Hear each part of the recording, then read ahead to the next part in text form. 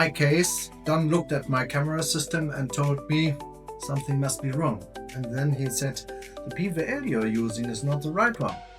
I used one PVL for macro and one for wide angle, but I mixed them by mistake. And in this case, I wouldn't never realize that my photos are not as sharp as they could be.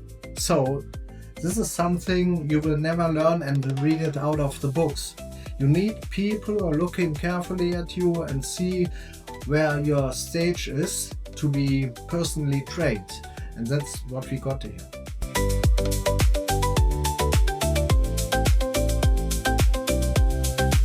Well, I take away with me, I think for me, workflow. Approaching how you take a photograph with a process, a step process. Because in a dynamic environment like underwater, things change very quickly. Then being able to work around your equipment. So in the case of SEACAM, having a thorough understanding of what the equipment's capable of doing, and also having the confidence around what it can do. For example, TTL. I mean, until I got here, I was swallowing the pill about manual versus TTL, and this week we tried to work entirely on TTL, so.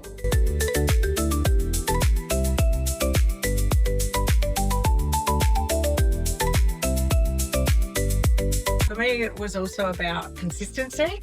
So being able to get, particularly for wide angle, consistently good exposure of the foreground and the background, and having Isabella was just the icing on the cake. She can take a good photo and make it look like artwork. So that was just inspirational and has helped me look at underwater photography differently and really see the subjects through a different lens. So yeah, it was great.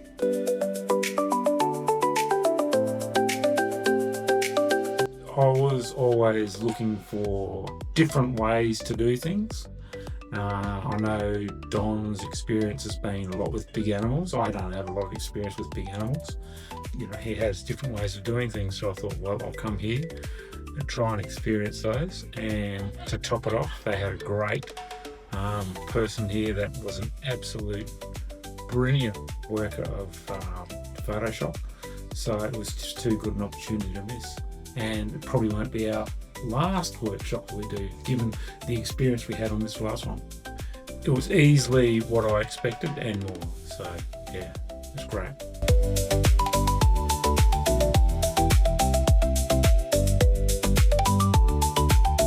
I decided to come back for a second workshop. One, I learned so much and had such a positive, wonderful experience last summer that I knew that I had to return. And I think this workshop I've improved in my strobe placement. I think the post-processing techniques are techniques that will make your good images even better. Isabella is able to pre-visualize, just like Ansel Adams would when he was photographing the mountains of Yosemite. And that's essentially what you're doing when you follow Isabella's workflow. Yeah, that was extraordinary.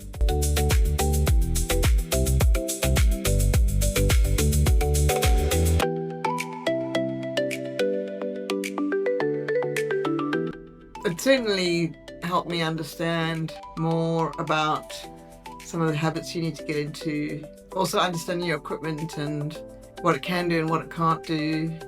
And the Photoshop processing was very insightful. The way that she looks at where the light's coming from, that was really a new thing for me to look at. And then also the way that she brings up the shadows and works on the highlights and the shadows and the colours in individual parts of the photograph instead of, broadly just editing it camera raw and doing a bit of dodging and burning. It was very, what she did was something I never knew about, so that was really interesting.